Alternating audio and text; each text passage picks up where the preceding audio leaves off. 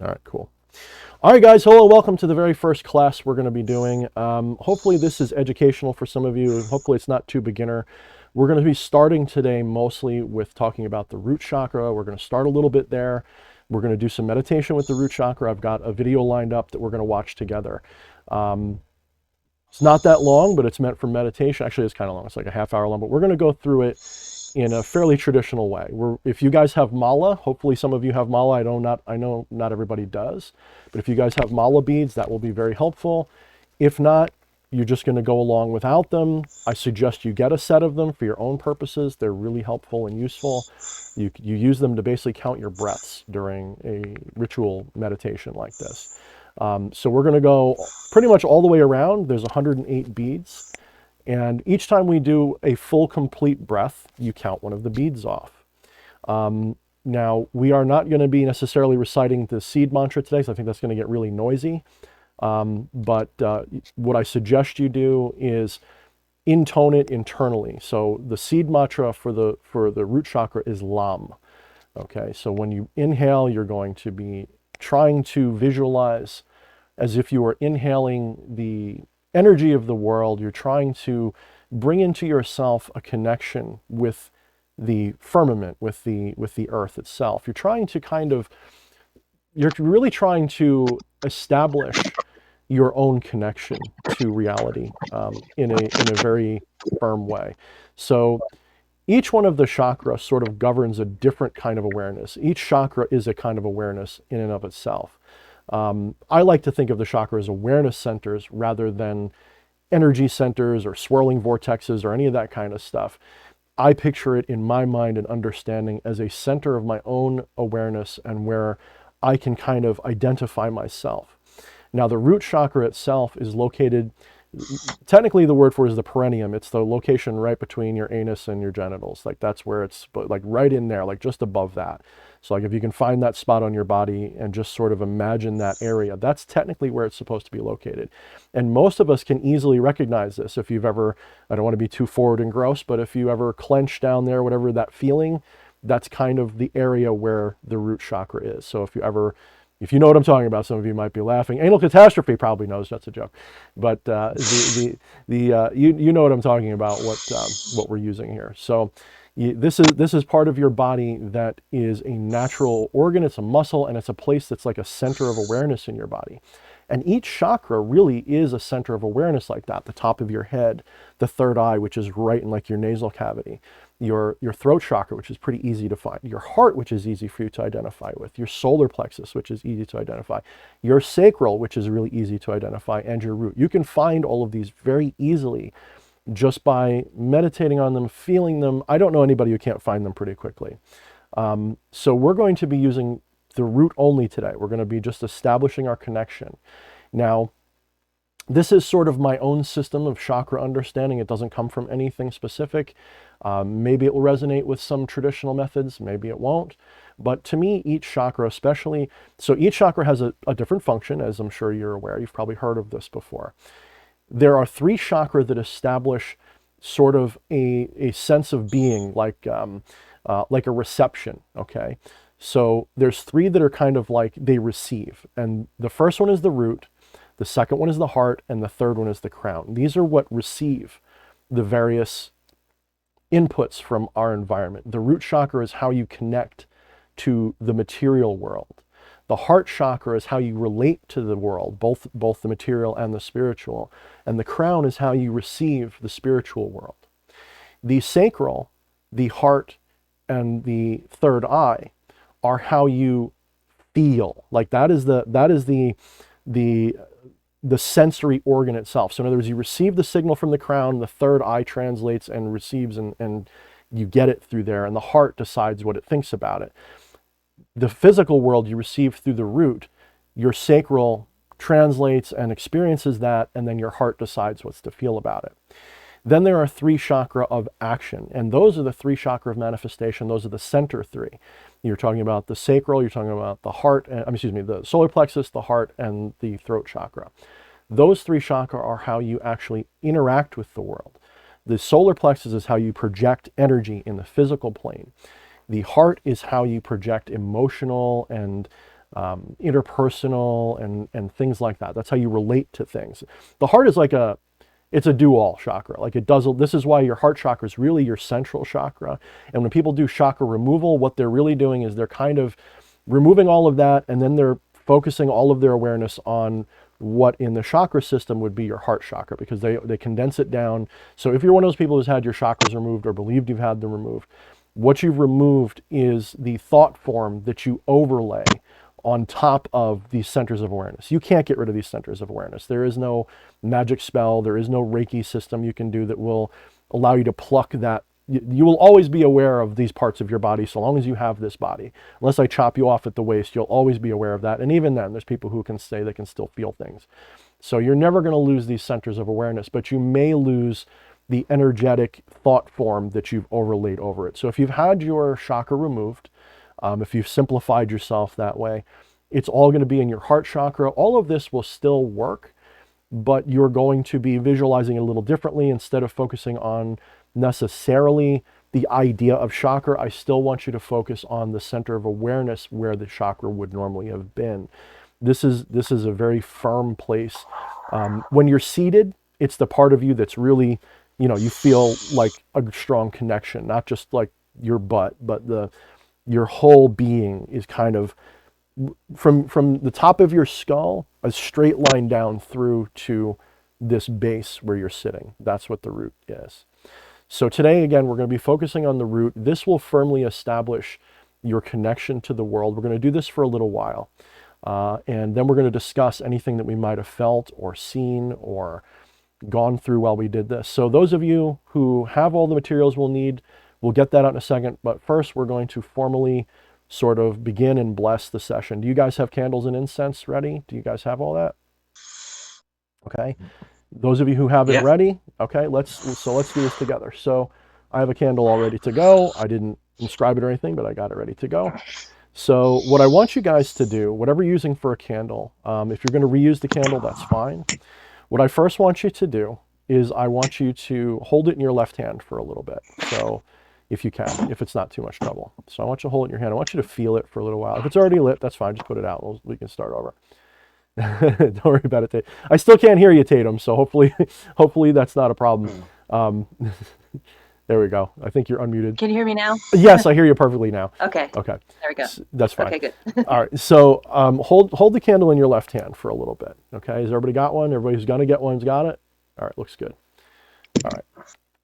So I want you to start by holding it in your left hand and understand that symbolically the left hand is the receptive hand. Now, if you're left-handed, who's left-handed? Before I get too far, is anybody here left-handed? You're left-handed, Max. All right. So you anybody who's left-handed, you can switch hands because you want to use your non-dominant hand in magical systems. The way I have it devised is your receptive side. Okay. Now, older systems would tell you it's still your left hand because they were very right-hand specific in their dogma. I understand it to be rather a matter of dominance in how you do things. To put it another way, if you're right-handed, you project your intention most of the time with your right hand. When you write, you're doing it with your right hand. When you do anything, your right hand is the one that's sort of projecting most of your intention. When you're left-handed, that becomes kind of like your right hand. That becomes your projection hand. So for this system, we're going to be treating this as not a rule, but as a custom, that your non-dominant hand is your receptive hand. Now, technically, either hand works. You can receive and send with either hand. There's no strong rule with this.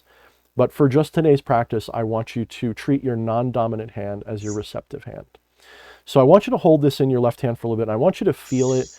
Even if you're wearing a glove like I am, you can kind of get a feeling for what this is all about. And I just want you to connect with the candle for a minute. Don't worry about what you're going to intend. Don't worry about anything like that. I just want you to get to know the candle itself. What does the candle mean to you? Now, this may seem like a goofy question to someone who's really realistic normally, but if you give yourself a little bit of time, the candle, it may not speak to you of an intention, but you'll just get to know what the candle is like. There's no other candle you're ever going to hold that's the same as this candle. This candle's unique in the universe. There's no two like them. Even if they're made exactly the same, there's always some variation, right? So you hold the candle for a little bit, let it get warm in your hand for a little bit. and just kind of let that candle feeling fill you.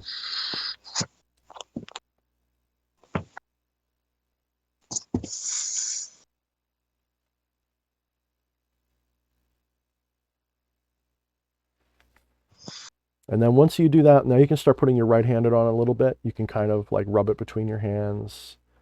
Just hold it between both hands, examine it. Treat this candle as sacred because it's going to be sacred for today.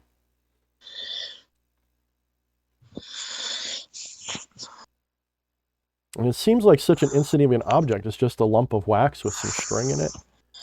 But the thing about candles is they're very malleable. They take on different things very well, and they take on something, and then whatever they take on ends up getting projected back out, right? So in other words, if you put various anointing oils on a candle, that sort of projects it out through that spiritual element of fire and kind of gets it into your environment. So what we're going to do is a very simple candle spell as a dedication, and I'm going to, unfortunately, Green Mist, I'm going to mute you just because I hear a lot of little, or actually, you know what? Put on push to talk for yourself if you can, because I'm hearing a lot of rubbing or something, but I don't want to call you out too bad. Thank you, brother. All right, cool. All right. So after you've sort of established a connection to this candle, I want you to, do you guys know the sigil of, well, let's do it this way. I'm going to be using Lucifer as a guide for this session. If you guys want to use Lucifer, do you guys hopefully know the sigil of Lucifer? If not, you can inscribe the name itself of Lucifer or a spirit that you'd like to preside over your personal interaction for this. So I'm going to be using Lucifer, so I'm going to be inscribing the sigil of Lucifer just loosely on the candle itself. If you don't have a spirit in mind, you can just inscribe your own initials or your own name if you want to dedicate this to yourself instead. So let's take a minute. Everybody just take your fingernail or whatever and just inscribe the sigil of whatever. It doesn't have to be perfectly neat.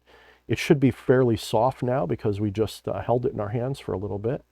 So, and this is not going to be the greatest sigil ever. It's just meant to be just an indication, like an art class. You're not trying to copy. You're just trying to create something. So you can barely see it, but it's on there. It's ugly as sin, but it's on there. Okay. Once you've got that inscribed, I'll give you guys a minute.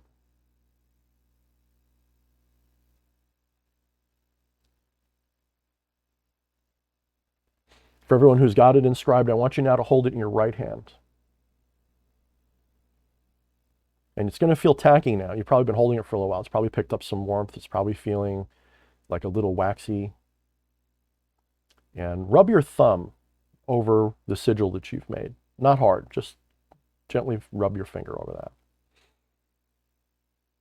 And I want you to breathe in, and I want you to hold it for about 2 seconds. And when you breathe out, I want you to either whisper, speak, or intone silently or vocally the name of the spirit that you're trying to use. If it's yourself, you don't have to say your name if you don't want to, but I want you, again, to intone either silently or vocally, vibrate, however you want to do it. And as you breathe out, I want you to feel or visualize and know that the energy that you're breathing in is being breathed in through you and then transmitted into this candle. All right?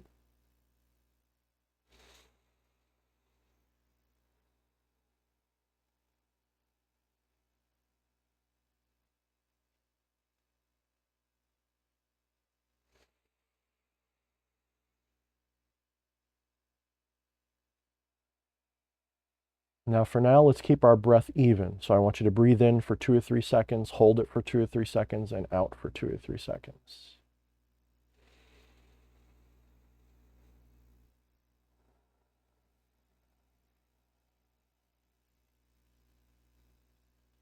Every time you breathe out, I want you to squeeze just a little bit. You don't want to break it.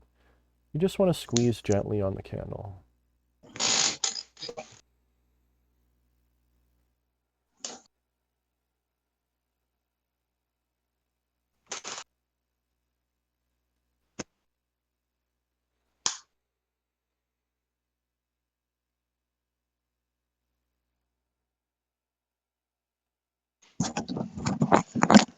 Now we're going to shift our breathing just a little bit. I want you to breathe in for a shorter period of time. We're only going to breathe in for about 1 second or 2 seconds. You don't have to hold it now. And I want you to breathe out for a longer period. And as you're breathing out, I want you to feel like you're pressing, pushing, exhaling into the candle through your hand. Do the best you can.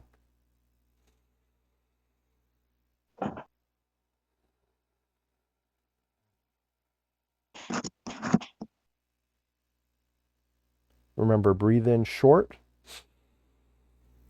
breathe out long.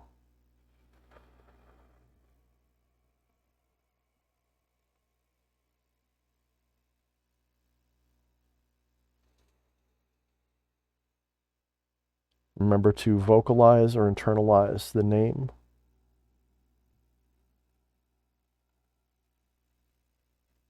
Okay. When you feel you're ready, you can go ahead and light your candle. Now,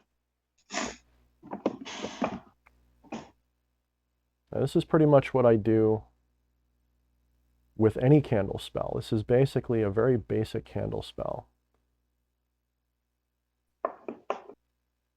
I might spend a lot more time creating a sigil to put on the candle. I might spend a lot more time trying to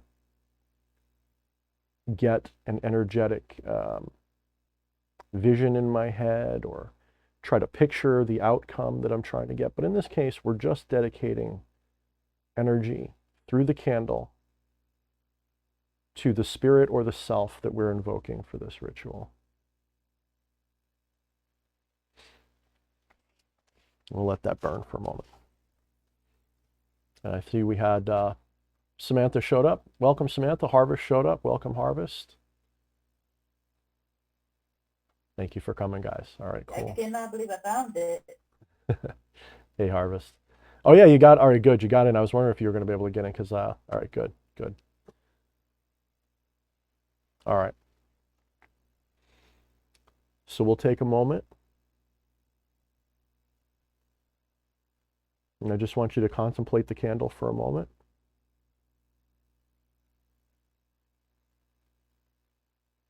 Remember what it felt like in your hands. And I want you to continue while you're breathing out, still sort of feel that connection, that exchange going on. If you want, you can reach out with your right hand.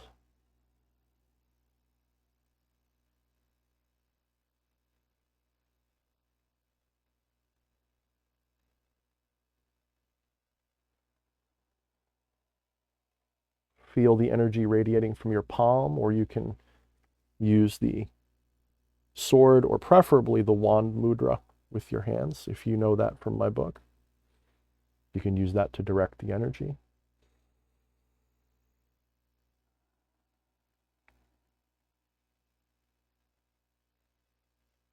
Now, who knows the symbolism of the wand? Does anybody want to volunteer who wants to answer the question? What's the symbolism of the wand? Nobody's going to volunteer? Nobody? Nobody knows? Okay. That's all right. The symbolism of the wand is basically the phallus. In most magical systems, the wand is basically the male sexual organ, because in many traditional magical systems, the idea of male and female is not, of course, limited to necessarily just gender or anything like that. But of course, the masculine manifests biologically in magical systems as, you know, the male genitalia. Now, the idea is that the masculine energy is the seed. It is you could say the inspiration, but it is the initiator of everything. So when we do magic, this is why very often we have to use a wand or wand mudra, or you can use your hand, but you need to have this symbolism of putting your intention into a fertile soil, shall we say, the feminine being the fertile soil. So in this case, the candle, as you may have figured out, is a very feminine kind of object. It receives your intentions very well. When you charge a candle, remember, wax is a little squishy when it's warm, it melts, it's easy to carve, it takes your intention very well. So when you project your intention into it, you're taking on the masculine creative force, and that is the feminine receptive and then nurturing force that sort of puts that out to the universe. Now, doesn't matter what gender you are, doesn't matter any of that stuff. It's just a positive, negative, yin-yang kind of way of looking at the flow of energy. Most Westerners relate very well to that male-female, but yin-yang basically means the same thing with multiple other things that tie into it, and the same thing in the Western culture. The masculine and the feminine have their own balancing act that they do. The one receives and creates, the one inserts and inspires, and then they cycle, right? The feminine gives birth to the masculine gives birth to the feminine, and so on. They always keep cycling. This is also very strong in the symbolism of the as above, so below, as well as the pair of triangles that make up the hexagram. You know, you have the one pointing up, and then you have the one pointing down. Both of those indicate one or the other. So the one pointing up is the air or the masculine, the one pointing down is the earth or the feminine. And they represent, when they come together, that's why you get that hexagram. It's not just the Star of David, it's also a magical symbol. And so that's sort of what that means. That's why you'll see versions of it where you'll have the triangle pointed up with a line through it, and then the triangle pointed down with the line through it. That is sort of what it means. There's also some other variations, but we're just going to mention those two today. And that's stuff I hope you guys look up after this class. I hope you guys research that a little bit and look into that. So we have inspired this candle with the energy of our intention. Hopefully you guys all did that. So those of you who are late, you guys can rewatch this and maybe, or you can catch up now, however you want to do it. But that's what we're going to do. So this candle is pretty much charged with our intention of giving this energy and devotion to whatever spirit or ourself. Okay. So now I want you guys to take whatever incense you've got prepared that you're going to use today. If you haven't lit it already, hopefully you have it ready to go. So I'm going to grab a couple of sticks here. And right now, not only are we charging objects, we are creating an atmosphere, shall we say, that will sort of create, well, it's an environment that is unique and special, for one thing. Obviously, incense smells really nice, and it just creates a pleasant environment. But you're also creating kind of like a mimetic correspondence in your mind, so that whenever you have candles and incense going, a part of you subconsciously is going to say, ah, we're doing magic now. Okay, and that will help reinforce what you're doing. It'll help create the environment for you. Okay, now one thing I would tell you, you can charge incense in much the same way. Okay, you can put blood on it, you can do all kinds of different things depending upon the type of incense you're using, but today we're simply just going to be saying to the incense the intention. So my intention is, with this incense, I do hereby bless this ceremony in this classroom in the name of Lucifer and my own intention. Okay.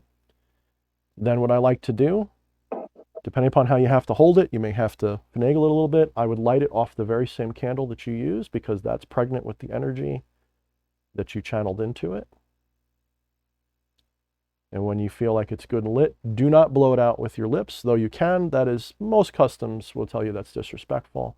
Either wave it out or wave it out with your hand. Okay, so I'm going to be careful here because I got my sleeves on. I've actually not used to big sleeves. I've knocked over things with my sleeves. So if you guys invest in ritual garb at any point, be very careful when picking your sleeves, and be very careful not to knock over things. I've broken expensive altar pieces and stuff before. It's not funny. It is now, but it wasn't when it happened.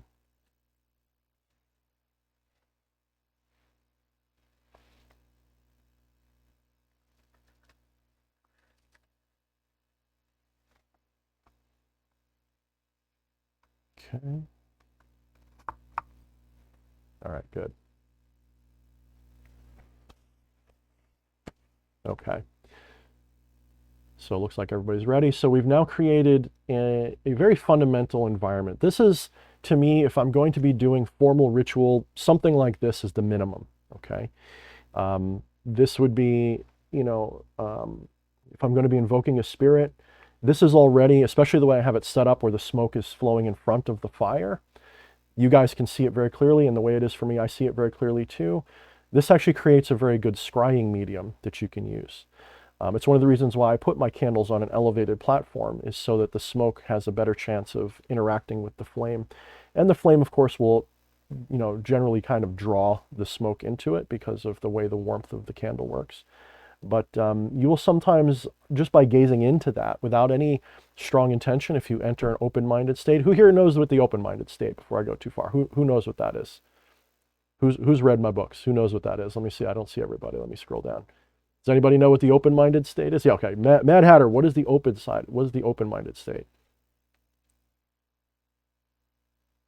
You must be muted. You must still be muted.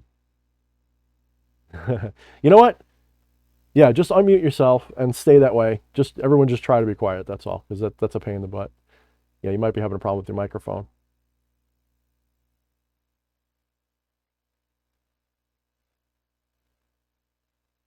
I think Mad Hatter knows, because I've done a lot of private messages with him, so he does know what it is. Nah, no. I don't have you muted either, brother. Nope. Oh, I hear something. Who's that?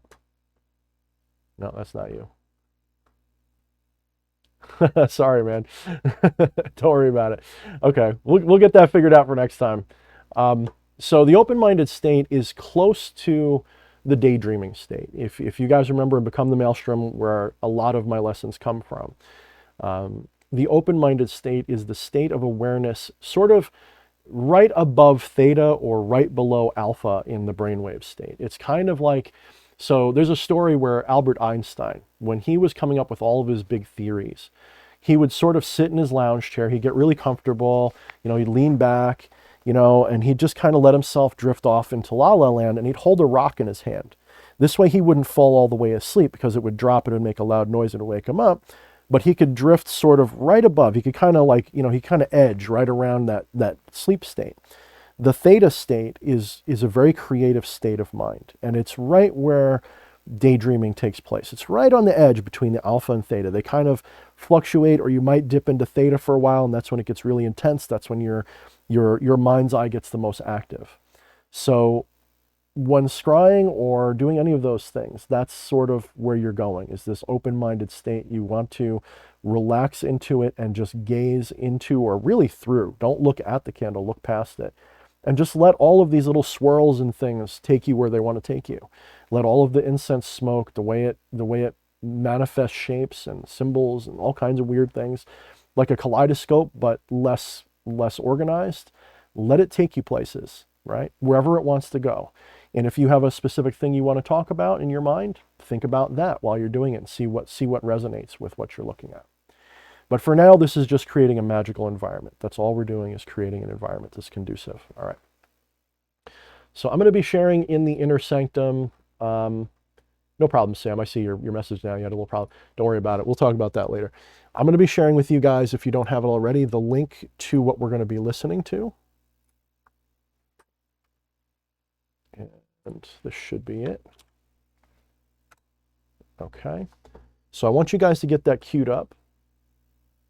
And hopefully you got your headphones ready.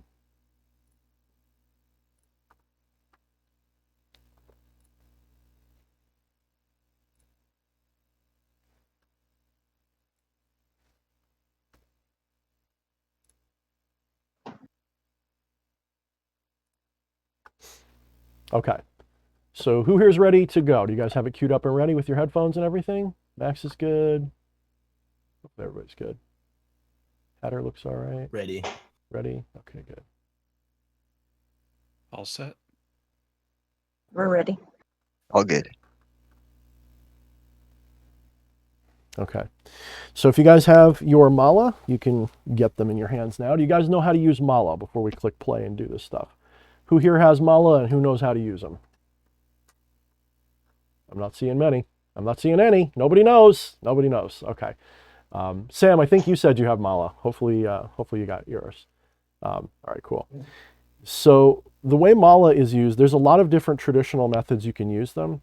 Usually you will drape them over your fingers like this or like this. And I like to hold it over my ring finger, and I will grab it with my thumb And I will just, as I breathe, I'll feed it through one at a time. So if I breathe, so when I breathe in, right, that's a half a bead basically. So you're going to breathe in and breathe out, and you go one bead, okay? And you're going to go all the way around this mala, okay, normally. And I think we're going to do that today. Hopefully you guys can stand that. Some of you guys are new to this, so it may be a little bit of a stretch. It usually takes me about 15 minutes to go all the way around. Basically, what you want to be doing when doing this kind of meditation, you want to maintain even, deep breathing. We're going to practice a little bit together before I actually start it. But you want to maintain even, deep breathing, about 3 to 4 seconds per in-breath and out-breath. So, 1, 1,000, 2, 1,000, 3, 1,000, 4, 1,000, 1, 1,000, 2, 1,000, 3, 1,000, 4, 1,000, or 3 if you're more comfortable. 3 or 4 seconds for each inhale and exhale is ideal. You may feel yourself getting sleepy. That's another reason why the beads help. It gives you something to do. You want to, while we're doing this, since we're going to be using the root chakra, I have a little bit of a English mantra that goes with it that pops up and tells you, I don't know if you guys have ever listened to that before, but as you do it, it's going to say things like, I am everything, I am, all this kind of stuff. And I want you, while you're hearing that, to intone that to yourself while it's happening. And I want you to sort of feel your sense of awareness becoming still and rooted to the world. I want you to feel, even if you're sitting in a squishy chair like I am, you can get a sense of like you can't move, okay? You can get a sense of like you are just firmly part of this world. And by this world, I don't just mean the ground, right? That's the earth. I mean also the air in your lungs. I mean also the smell of the incense, the warmth of the candle. I want you to reach out with all of your senses and find that connection, not just the sense, not just the feeling. I want you to feel as best as you can as if that is also you. I want you to kind of feel a connection there. I want you to feel where all of that connection is. You'll find one of the reasons, for example, that people who do this stuff wear robes, especially in like Indian cultures and stuff, they wear loose-fitting garments because it helps them feel more connected to reality itself. It kind of removes that physical barrier. Your clothing is a barrier, right? It's a barrier. And this is why a lot of people in those cultures are like naked all the time. They'll wear like just loincloths and stuff, the yogis and stuff, because they're trying to remove their senses of disconnection, we'll say, from totality. So our goal here is to be connected to everything. This also means there really isn't any interrupting feelings. If suddenly somebody sneezes or coughs, that's not a bad thing. If someone gets a phone call and they were rudely forgot to turn it off, that's part of reality too. You have to just roll with it, okay?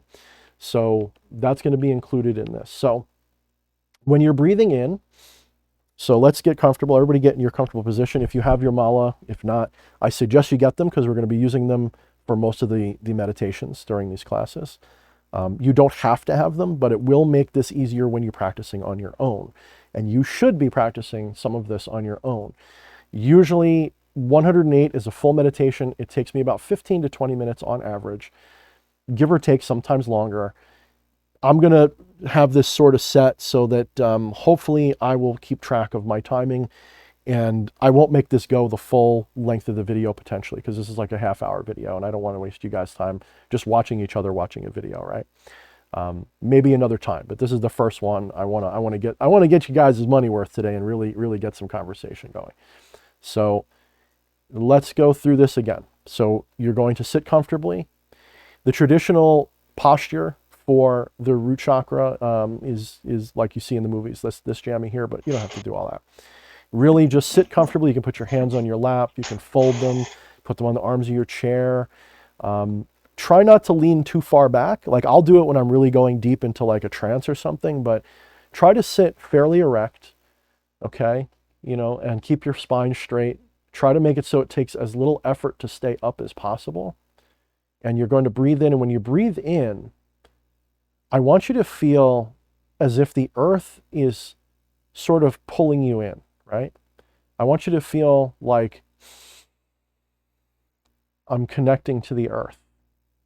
And when you breathe out, I want you to almost feel and see the earth coming through you, through that root chakra that we talked about earlier, where it is, the perineum area, coming up through you and being expelled out of your mouth, as if you're almost like a squid. You know how a squid moves through the water, like they like a jet engine. They suck in water and they shoot it out.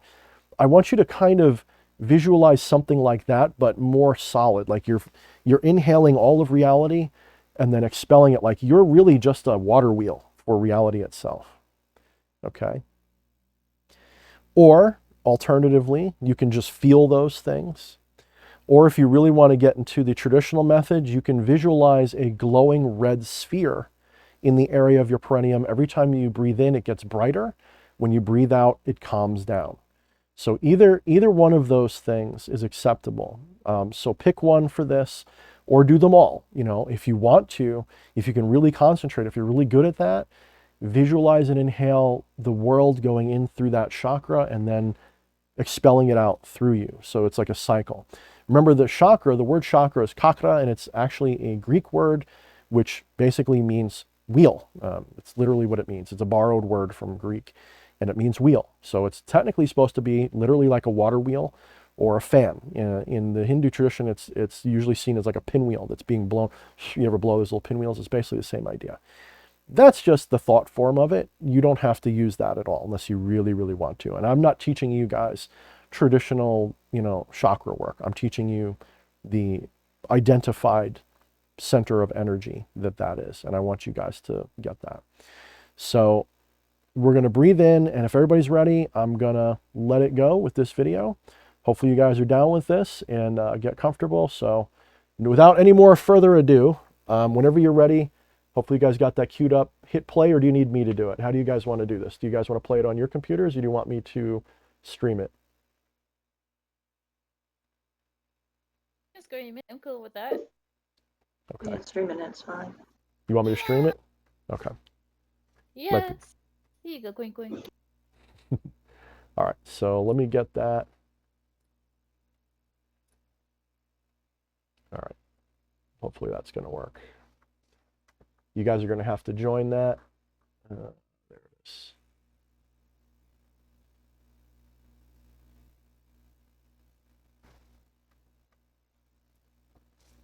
So it's not super visual, but you can, if you want, you can gaze on this. It's actually the correct color and everything, and it's a little hypnotic. So if you want to just gaze at that while you do this. So let me give you guys another couple seconds to make sure you're all ready. And I'm going to hit play.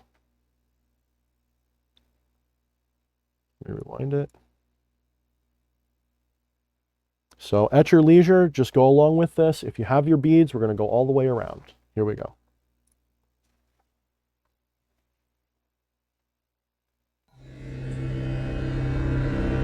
I am all that is, all that was, all that will be again. I am all that is, all that was, all that will be again. I am all that is, all that was, all that will be again. I am all that is, all that was, all that will be again. I am all that is, all that was, all that will be again. Now when you're breathing, All that is, all that was, all that will be again. I want you to inhale and feel your diaphragm and your abdomen expand. All that is, all that was, all that will be again. I am all that is, all that was, all that will be again.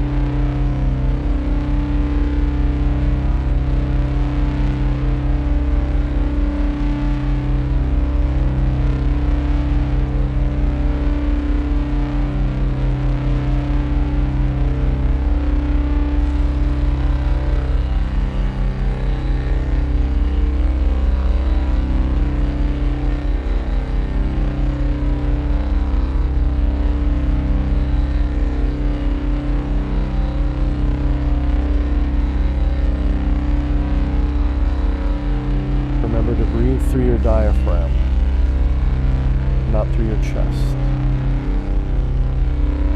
Feel your abdominal walls expanding and contracting.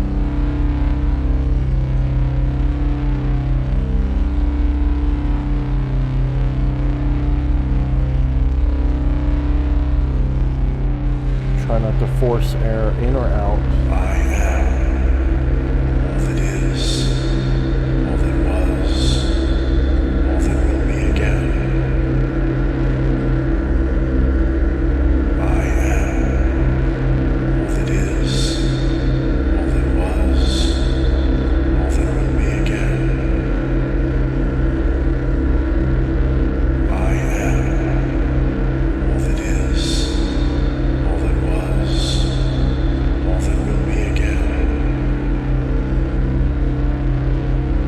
I am all that is, all that was, all that will be again. I am all that is, all that was, all that will be again. I am all that is, all that was, all that will be again.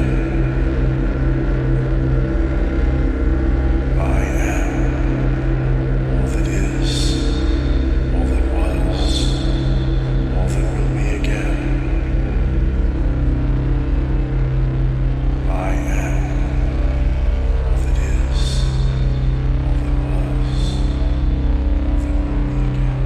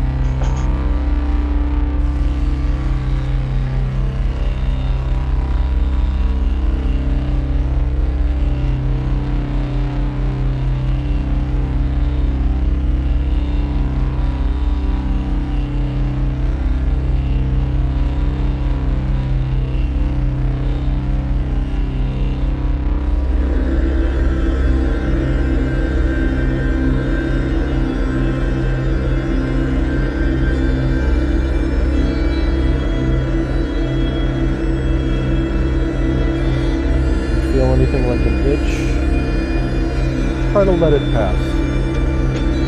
Try not to scratch it, try not to ignore it, try not to let it dominate you. A lot of the times, what is happening is that tickling feeling is your body going to sleep. It's testing you. Ignore it and let your body go to sleep, but keep your mind awake.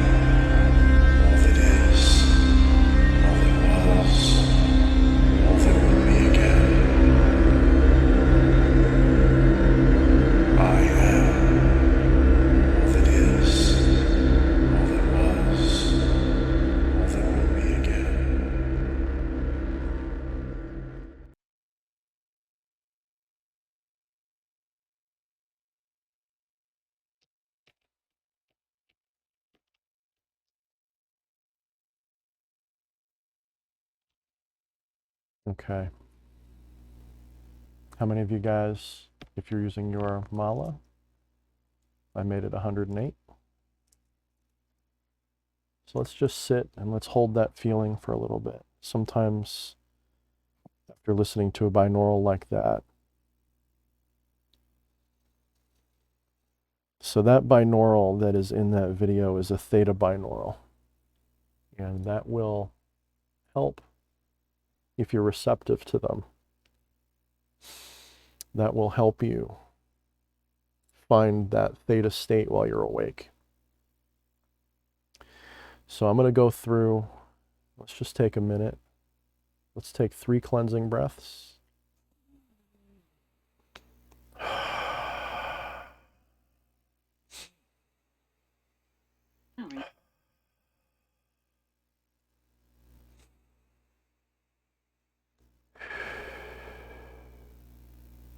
Okay, and let's level out. How many of you guys felt sleepy? A lot of you guys felt sleepy? Kind of a little bit, yeah. How many of you guys... Very sleepy. What's that? Very, very sleepy. Very sleepy. Okay.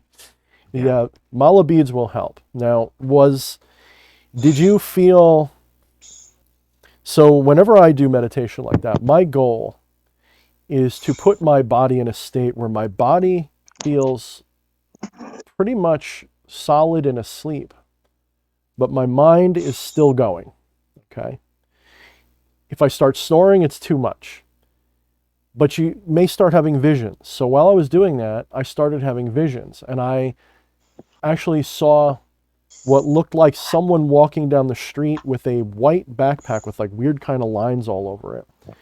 And then I saw, oddly enough, a picture of Dan from Roseanne. Don't ask me why, like just there and then gone. Now, that sounds goofy and everything, but is that inappropriate? Like, it's not always going to be visions of hellfire and demons and angels and stuff. Sometimes it's just going to be normal things in life. Why do you think some of those things were appearing in my head? Let's take a moment. Who wants to guess? Who wants to be the first one to guess? Nobody wants to guess. Some subconscious input. So my subconscious input, my subconscious is connecting to things that maybe it could be important. It could be something that's important to me to see at that moment. It could simply be my brain starting to defrag like it would if I was asleep. But that's actually the nature of visions. How many of you guys saw or felt or had a vision or a daydream while you were doing that? How many of you guys daydreamed anything? Max says he did. And I don't see all of you at once. Let me change my view. Max said he did. Tatum, you did too? I know I did. Mad Hatter did? Sam looks like was nodding a little bit. Everybody's nodding. A lot of people are nodding. Okay. Who wants to share what they saw? Does anybody want to share what they saw or felt? Does anybody have anything, whether it's profound or not? What did you see or feel? Not had the greatest concentration on it myself. Sorry. No, that's okay. You just do the best you can. So those of you who saw something, is there anything you want to share? If not, that's fine. I did feel something. I'm not sure. Oh, sorry. Go ahead. Oh, sorry. Oh no, you can go. Well, one thing since I was concentrating on the sigil for a while, one of the things that did pop up when I was meditating was, instead of it being, like it is in the video, I could see it like it was made out of like some ancient stone. And it turned open and it was like underwater, and I saw a red light permeating out of it. Okay. And then I also had it was almost like a revision almost of some things that have happened with some of the shadows I've seen. One recently that kind of I saw maybe 2 days ago, and I could feel it behind me. and I could see, like in the meditation, I could see it standing behind me. Okay. So why do you think, let's examine a little bit of that for a minute. Why do you think, so that's not, I'm going to say probably most of the people here didn't have anything that vivid or that in depth, right? Or did some of you guys feel anything close to that? How many of you guys? Nobody felt anything that far. Okay. So that's a little unusual. I will say, in the sense that usually when doing these things, like I said, I got little visual snippets and things, but you went like on a journey with that. So like that was a little bit more powerful for you in some ways.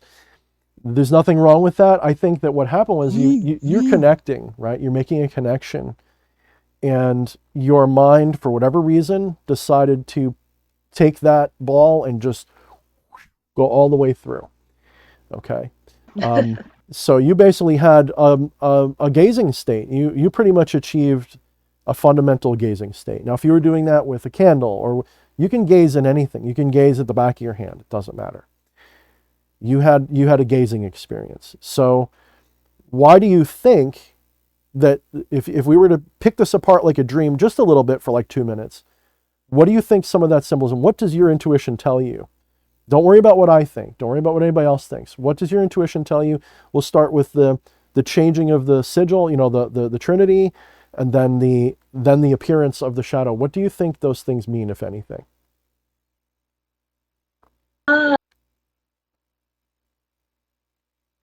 My impression that I get is it's like a kind of stepping out of something old into something new. I think more of an unknown, and it feels like the word reinvention comes to mind. Okay. Have you ever worked with chakra work meditation before? A little bit when I was a teenager, yeah. Okay. How much would you say? Did, just like a little dabbling from a book, or did you actually attend classes, or what did you do? No, I kind of just got into it because I came across, I can't find the CD anymore, but I found this CD, and it was a bunch of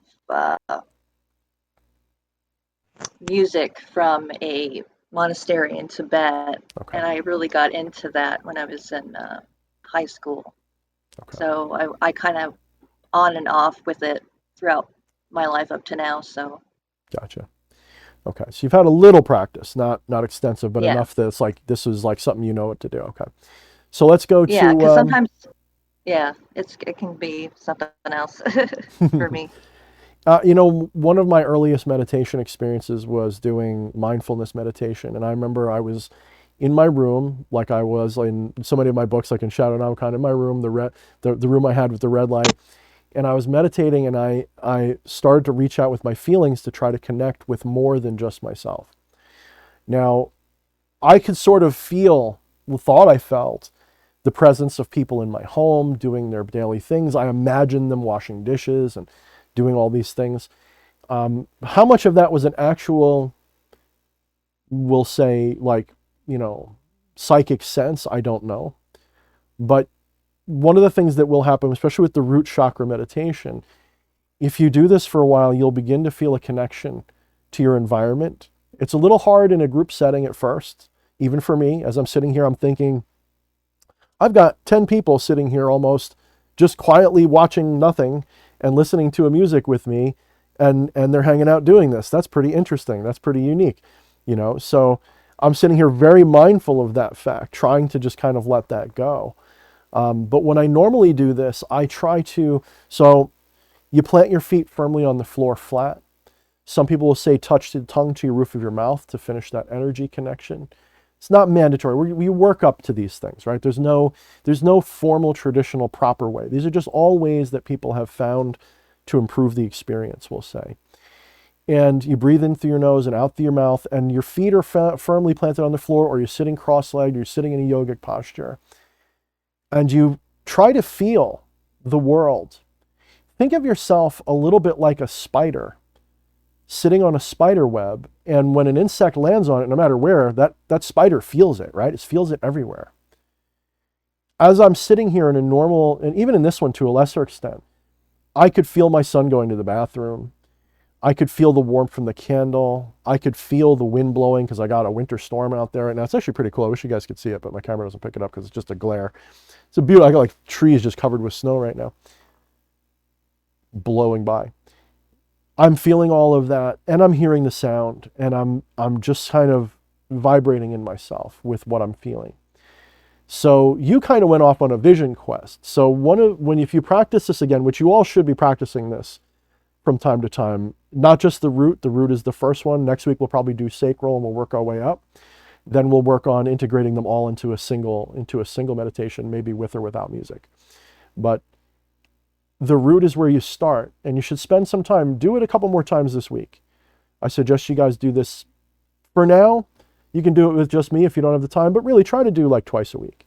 Try to get 2 times a week where you can just sit and listen to that audio that I put there.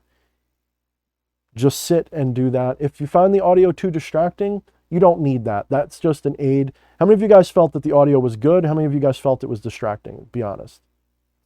Good. I liked it. Good. Yeah, I thought it was good. Very I good. liked it. Yeah. Yeah. Okay. All right. So when you're using that, the mantra, was pretty clear. You can just listen to it. You can speak it, or you can use the root mantra, the seed mantra Lam, which is fine. So okay, let's go on to Nix. You said you had a little bit of a something. So tell us a little bit about something that you felt during that. I felt like a vibration, and I went into a dream state, and I kind of saw like a triangle, but it was red, and it was sort of like very luminous for about 2 seconds, and I sort of like felt maybe a bit of wind, and Okay. I just sort of like went back into a dream state again.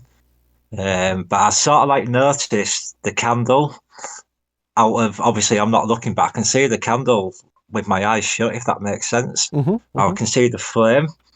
So I'm more aware. As soon as I feel like I'm leaving my body, and I'm more aware just in my thought form. So I'm basically trying to analyze that. But yeah, I've definitely felt something, and a slight vibration in one of my legs, which I felt was a bit strange, which I've never had.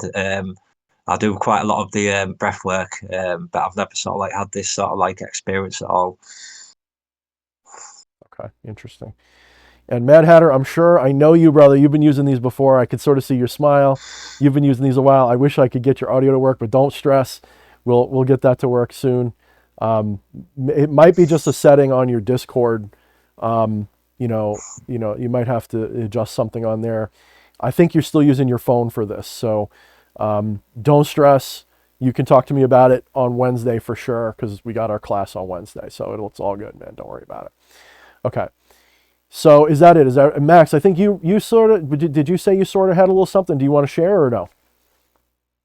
It was kind of graphic, I think, which is related to root chakra stuff. So not as much. I mean, yes, but the sacral is really where the Right. tab A and slot B happens. The root is more. It wasn't quite to that point, but Yeah, I mean the root is more. Well, it's feminine. It's a nurturing. It's a grounding. If you're feeling insecure, the root is a great one to meditate on. There's a lot to it. I'm just giving you guys like the very tip of the iceberg here, guys. There's a lot to the root chakra. In so many ways, it's the most important, because most people's flaws, if you want to put it that way, their life experiences that are problematic for them begin with a root chakra problem. They don't feel confident. They don't feel comfortable in the world. They feel like stressed out because of their job, stressed out because of their house. They can't afford their payments. The state of the world is to make your root chakra out of balance. That is how they get you. That's the first thing that they do. They make the world so difficult for you to cope with, because it's not designed for a natural human being. Okay, so you're very out of sync with your root chakra. You're sitting here I'm worried about stuff from time to time. It happens to me. I worry about, did I pay this? Did I pay that? I got to get my taxes done. The IRS still owes me money, all this other stuff. And it's just, it's always in there, right? So doing root chakra stuff helps balance that out. So you're just like, you know what? Fuck it. I could be homeless, but I'm still here. I am. That is the seed thought. I am. They can't take that away from you. And you're going to say, well, what if they kill me? What if they throw me in jail? Yes, they can do that to your body. But the I, that is I am, is timeless, immortal, and is not based on your thoughts. It is that consciousness behind the thought. It is the awareness of the I. In other words, the thing that is aware of the discomfort is what you are. You're not the discomfort. The thing that is aware of the non-awareness is the awareness. And you're never not aware. You are always aware. Even if this body goes kaput, even if you're dead ass asleep and you don't have memories or dreams of the night, you were aware of it the whole time. You just don't remember it. So that's something to remember. You are timeless. This is why the mantra was, I am. I was, as I am, as I will be again. That is why the mantra is sort of about timelessness. You are this continuum that never ends. Okay. So it's possible, Tatum, that your shadow, I don't know what shadow you saw, if it was just like a generic shadow, maybe that was a shadow that's relevant to that. It's possible. I'm not going to put ideas in your head, but I want you to explore that in your thinking. Really, really think about that. Okay. The hood, from what I saw. So it was probably Ronzael. Okay. Okay. So that's important. So Ronzael is very much about Machiavellian vengeance and manipulation and control. So maybe an element of your own sense of security is maybe being, I don't know, healed, helped, or maybe it's sitting there going like, what are you doing to yourself? You know, like you're going to take away this feeling of control that I like to have, because Ronzael is very much about control. So that shadow may be stepping forth, and it's either saying thank you or it's saying, what are you doing? So just meditate on that. Don't be scared of it. Run with it. Ask it. I don't know if you said that you're working through Shadownomicon or you're just aware of it and you're still working on thinking about it. But if you get to the point of actually working with Shadownomicon, something to consider. Okay, for sure. All right. So before I move on, is there any other questions or comments about the root chakra that we just did? Is there anything else that I should talk about? Yeah. One thing that I noticed is, like, while I was doing it, my neck got really stiff. Okay. And then near the end, like, it progressed into like a really bad headache that spread Really? all like up my head. Yeah. That sounds like a posture problem, probably. So what I would probably do, I take it you don't have any problems with your spine or your neck or anything normally, right? It was just a... No. Okay. Now, someone in the Orient, like if you go to India, they mock people like us for sitting in chairs when we do meditation, because they want you to really, get the right posture and find it and stay that way naturally. They think that so you'll get that. Like I've seen that, like I've watched meditation videos, and they'll watch like the Western guy sitting on a pillow. Be like, oh, look at these Westerners. They're so weak. They have to sit on pillows. And it's like, well, don't judge these people, man. They're trying.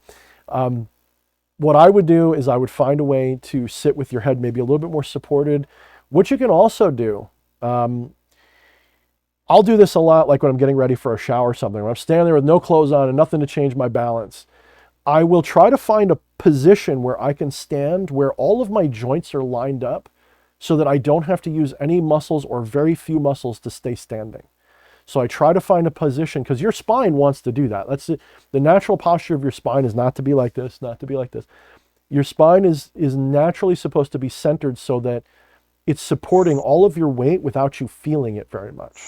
So you may need to play with your balance. Maybe you think you're balanced, maybe you think your spine's straight, but it's not. So you may need to find, it's a natural equilibrium point that actually helps. It's a little bit like going into a float tank. When you get the right balance, it feels like a float tank where you don't feel your physicality as much. You just kind of perfectly balanced. I don't know if you've ever, like when I was younger, and I still do this, I used to play a game where I try to hold my arm out while I was laying down and like have it point straight up and try to get it so it was balanced so I didn't feel it and it didn't feel like effort to hold it up. It's the same principle, but you do that with your whole body. Okay, it's the same principle. You can even do that while you're standing.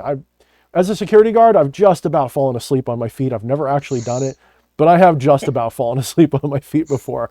It's scary when you wake up though, because you go, ah! You almost fall over. So be careful of that. All right. So who wants? You're welcome. Who wants to guess? If you don't know, who wants to guess? Don't be shy. How you think this relates to magic? What does this exercise? What does chakra work? What does the root in particular, especially based on what I said before, what does the root have to do with magical practice? Am I just some Buddhist, Hindu, Swami guru that's teaching you guys Buddhism in place of Luciferianism? What does this have to do with magical practice? Can you guys guess? Alignment. Okay, Alignment. Good. Very much about alignment, especially with the material side of reality. We have to understand that the material world and the spiritual world, they only appear separate.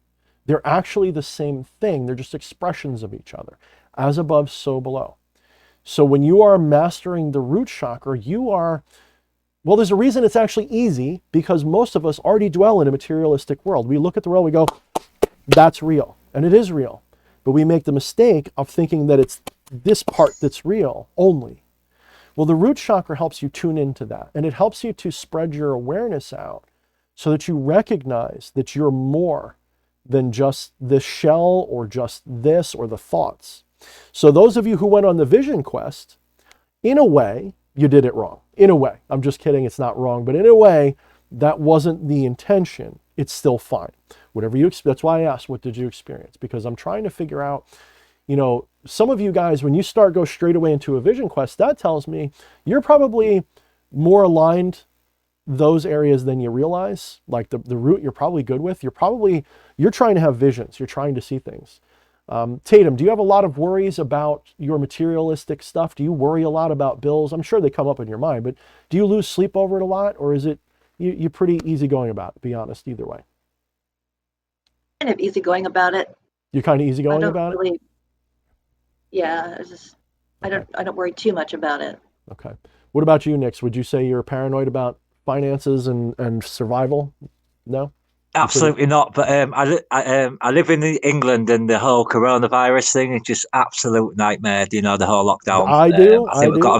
Yeah. I saved that for the politics channel, but I don't mind you bringing it up because you know how I feel about that shit. I do. So yeah. It's just ongoing. It's just ongoing. But I feel like it's pulled me more into magic, and it's made me more aware to create my own reality now. Mm-hmm. So I'm using it. I'm using it as a positive rather than as a negative. But it's more my family that I worry about. Good. I understand. And that's what they want. They want everybody. I have a friend, he put a post up. I don't want to get too political, but he put a post up about it. And I'm watching the responses to it. And the people are so paranoid and scared. And I'm just looking like your vibration just got lowered so badly by this. These people don't even know. They're scared to death. They're wearing their mask. Good. Wear your mask. Nothing. I'm not criticizing people wearing a mask, but they're criticizing other people for not being as scared as they are. That is sickness. That is an illness that is being pushed onto you. That is the real danger of this. It's not that this isn't dangerous by itself. It's that the effort to control you through it is what scares me the most. When I say scare, I mean that's what I am putting up my barriers and wards about. That is what I am working on. I am not afraid of that germ because it's, you know, I'm a young, healthy guy. If I get sick and die, so what? What did I tell you in the very beginning of this? Not the beginning, but just a few moments ago. You're timeless. Nothing, the thing that you are, if this dies, that's tragic, but only tragic in the same way as cutting off a fingernail when it gets too long is tragic. Everything is just experience. Everything, and it's going to continue. It'll just change what form it is, right? So the root chakra helps you resonate with that fact. The root chakra, when you tune into that, it helps you resonate with that. And it also aligns you, as you said. So alignment is the right word. You come into alignment with the physicality of your world so that you kind of learn. So the point of doing a lot of these meditations is like a stepping stone. Eventually, you don't need to do these very often, if at all. You might still need to do them from time to time. But when I say need, I'm thinking need more like taking a vitamin, okay? You don't have to take a vitamin every day unless you're like elderly and you're on your way out. You take vitamins because you need to, or because you think you have a health benefit. You take them, you know, for me anyway, I don't take vitamins all the time. I'll take vitamin D in the winter and that's it. So I don't treat vitamin or maybe even better, maybe a better word would be like an aspirin or a Tums or something. But But you're taking these things to get you so that you're trained, so that you can very easily and quickly get into these resonances as you're working with yourself. So when people are sitting here doing endless meditations with the root and the sacral, and they're working their way, or all of them, they think, a lot of people unfortunately think, that the point is to do those meditations, and that's the point. They think that that's the magic, that the magic is doing the meditation. The meditation is actually so that your conscious self, your totality, begins to understand how easy it is, and quite honestly, how often you actually do it without meaning to. Most of you guys, if you do root chakra, sacral, if you do these meditations frequently, you will begin to identify later on in your life, after you've done it a while, maybe right away, you know what?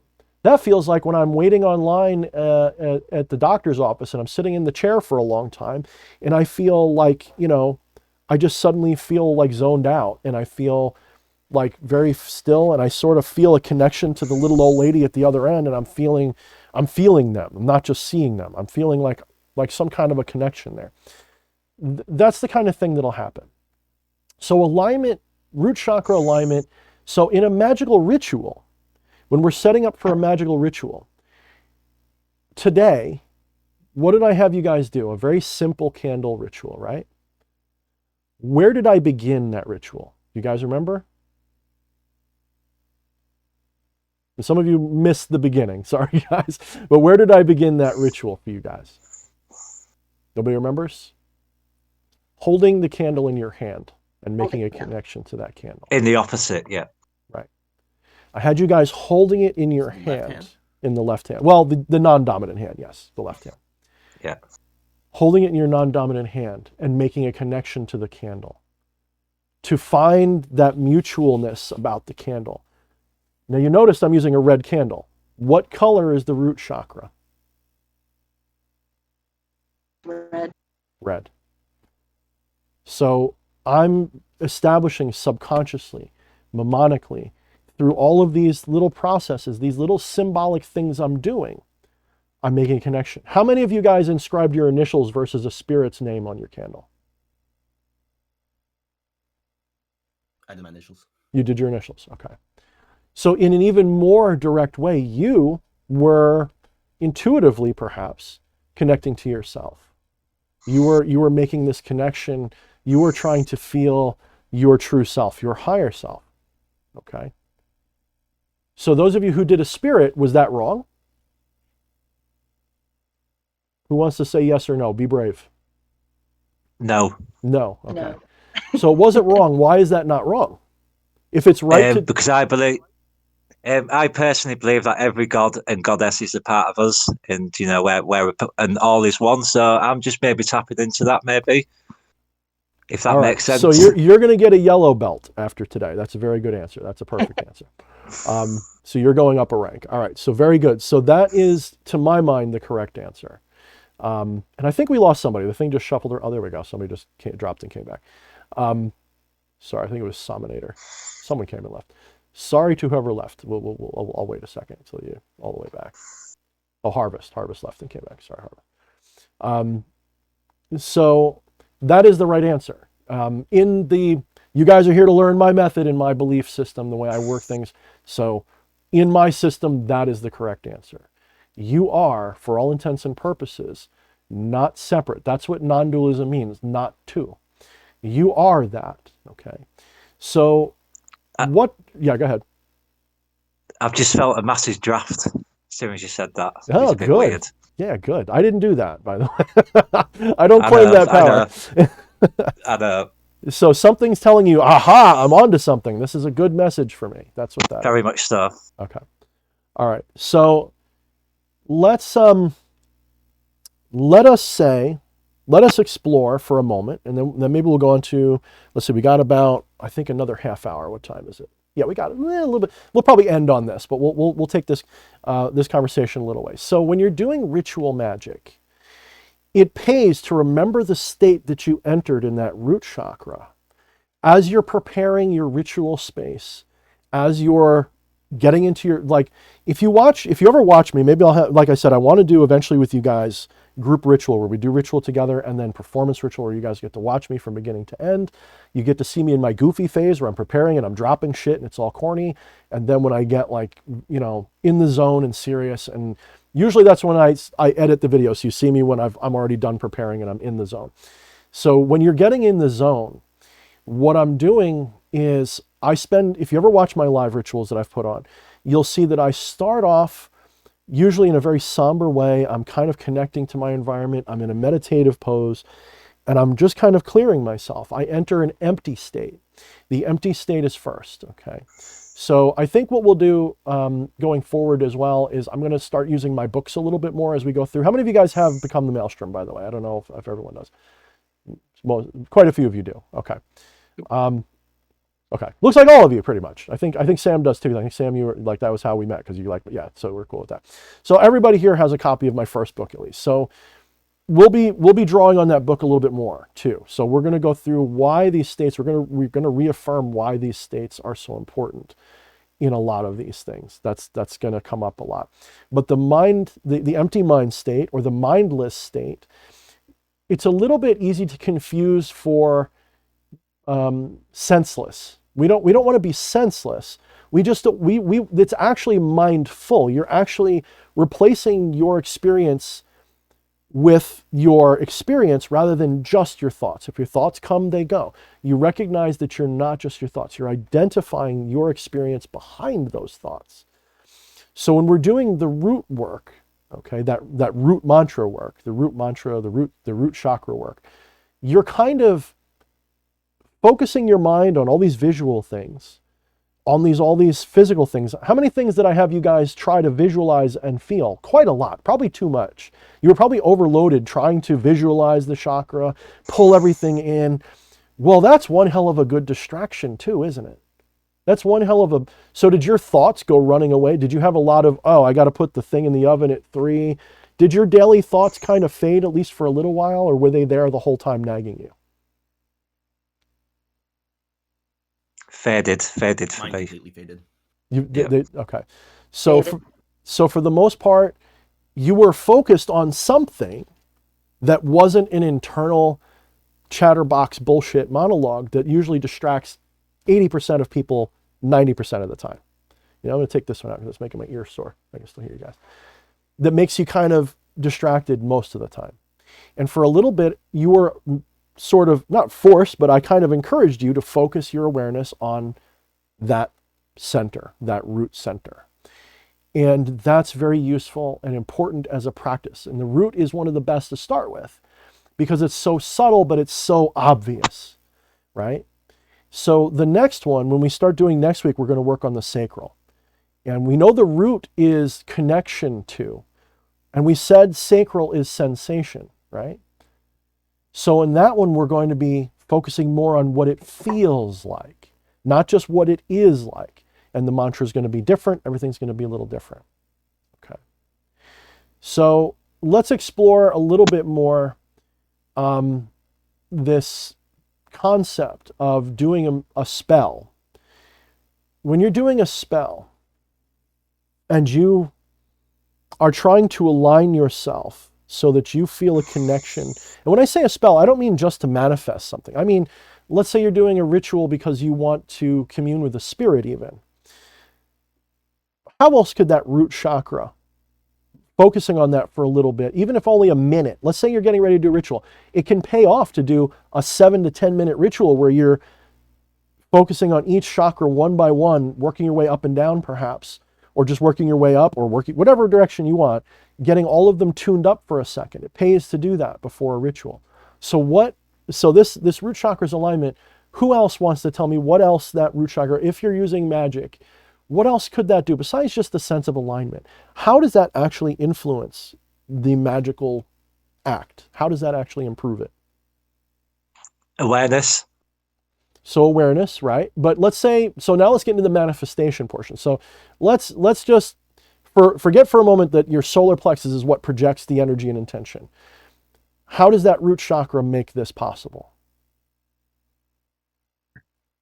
Could it be that like since the root chakra is the connection to the physical, that it helps connect the spirit or whatever you're trying to manifest Correct. to the physical Correct. plane that you're It trying is to manifest. exactly. It is the interface of the roots with the earth. It is literally the pathway through which your manifestation will take. So let me give you an example. In Become the Maelstrom, I talk about how all good magic should have a physical, a mental, and a spiritual component. All of your chakra taken together can be divided into 3 distinct regions. You have a spiritual center, which is the top 3. You have a physical center, which is the lower 3. And you have a self center, the mind center, which is the center 3. When you're manifesting your intention, if it's a physical thing you're trying to do, the intention comes from the heart.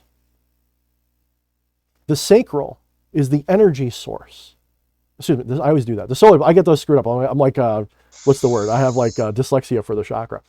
Your solar plexus is the energy projection.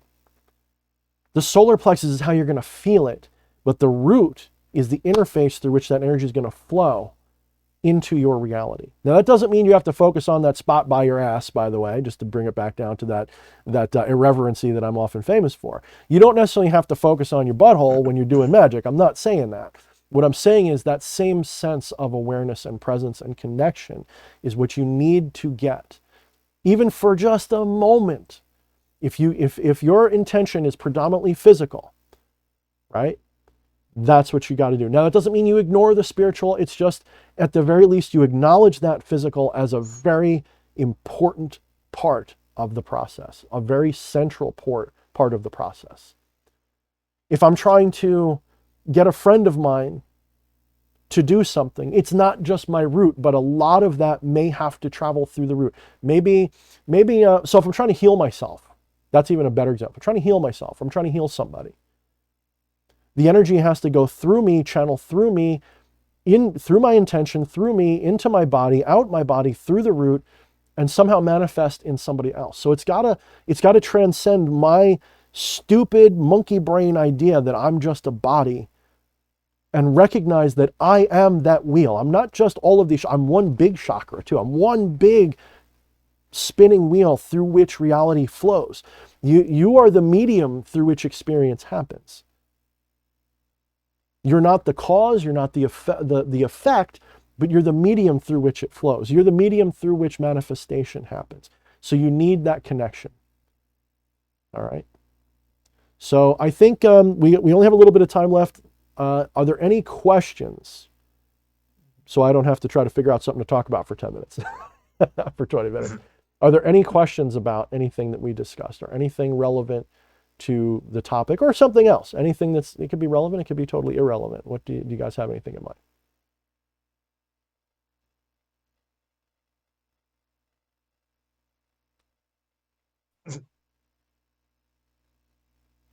We're all contemplating the meaning of the void, I guess. There is no question.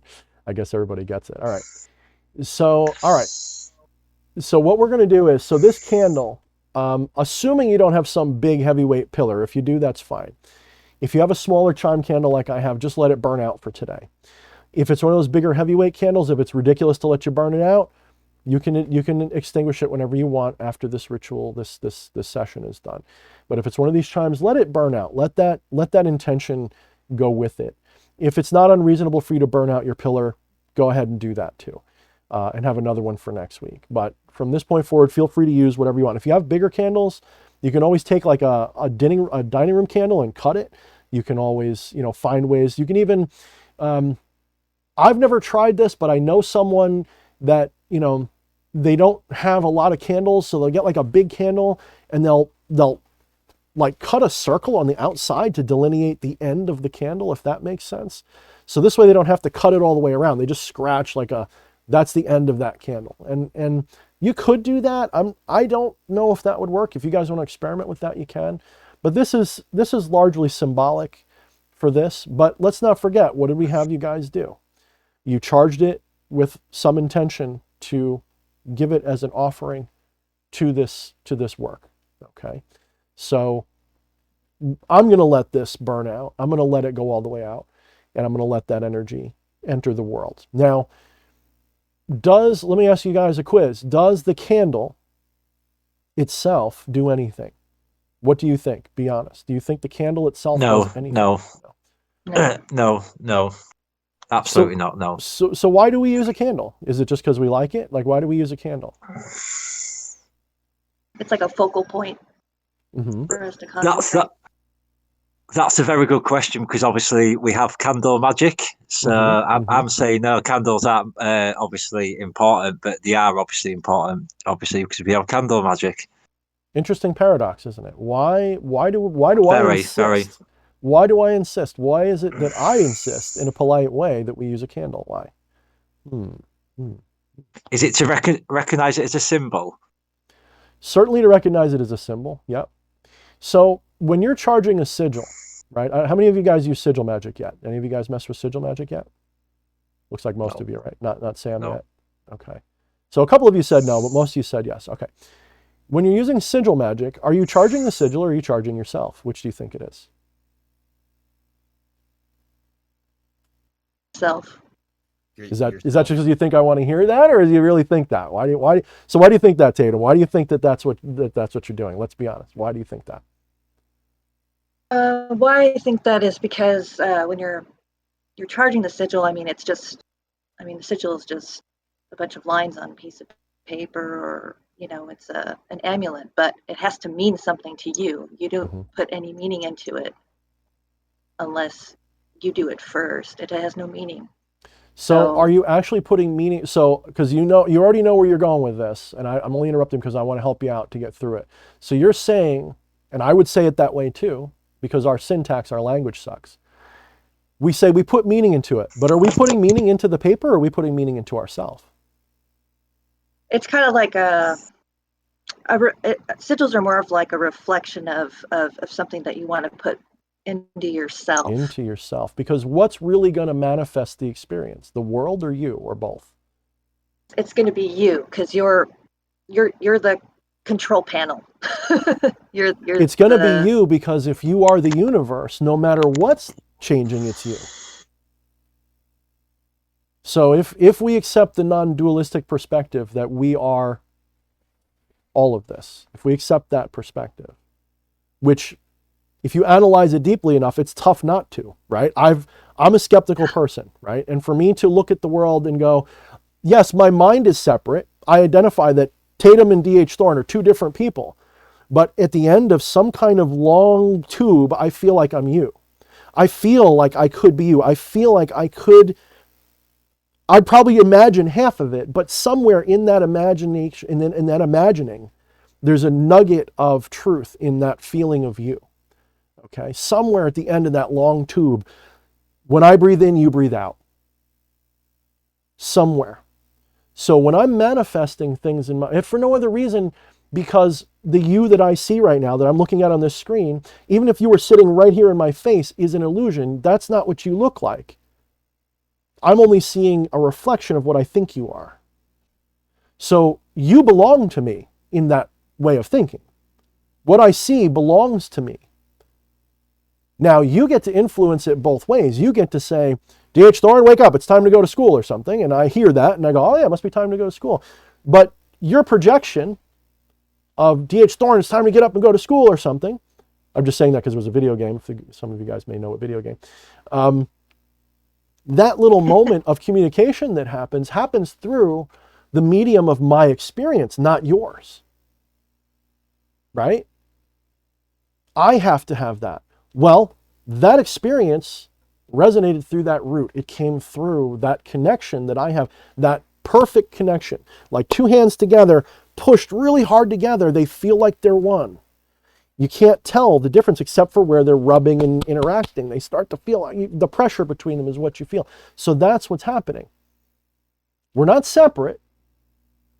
The thing that's separate is our minds. Our minds are separated because we've chosen to chop them apart as separate things.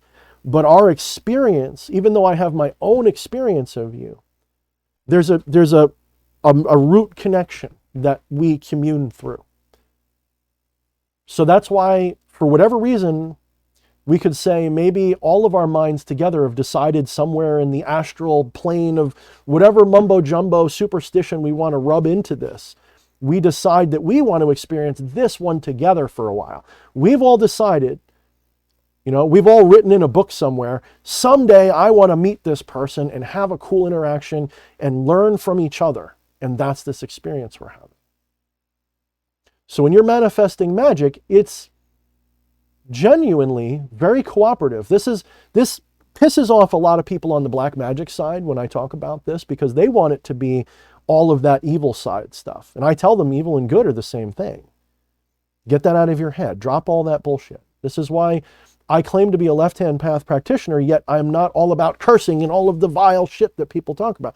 Rather, I want you to embrace that as part of it, as a necessary. I'm not gray. I'm not anything. If I'm black, it's because I'm receptive. The black is the feminine. I receive all of these things, and I don't turn any of it away. Nothing's taboo to me. In a way, that's what the left hand really means. It means not to, well, first of all, it's not to kneel, right? I've said that many times. It's not to be submissive to any higher being, but it is to be receptive. It's to be very much in touch with your feminine energy. And I don't necessarily mean sexual feminine energy, although that could be part of it for you. It's to be receptive and to receive. The left hand, the sinister side, receives, and it feels, and it recognizes before it projects. And ultimately you do both. Ultimately you use both hands to do magic. It's just that the left-hand path perspective says no taboos, everything is valid. Everything you can feel and experience, you need to do that. You need to feel that hate, don't deny it. You need to feel that love, don't deny it. You need to feel the energy, don't deny it. You need to play with the superstition, don't deny it. There's no superstitious taboo either. I recommend against falling for it, but I don't tell you to ignore it. If you think that, if you want to pretend that throwing a pinch of salt over your shoulder will give you better luck, do it, but don't believe it. Now that's a difficult thing to say and to mean and to explain. Okay, so the candle is like that salt. The candle is like that. It's just a piece of superstition that most of us can embrace, because we've been taught as a meme from very young ages, candles have to do with magic a little bit, right? Who doesn't, on some level, know that candles have something to do, can have something to do with magic even? Maybe not do, but can. How many of you, just from watching pop culture, the witches and warlocks and all these people, they always have candles in there. So why? Even when they live in a modern place, why do they use candles? Why? So it's been ingrained in you. That's why I insist upon using them, because they're already a symbol which I'm very strongly feeling like there's magic in them, candles. I don't know how and I don't know why. Just like with the stones I use. There's nothing special about a rock except for the significance we give it.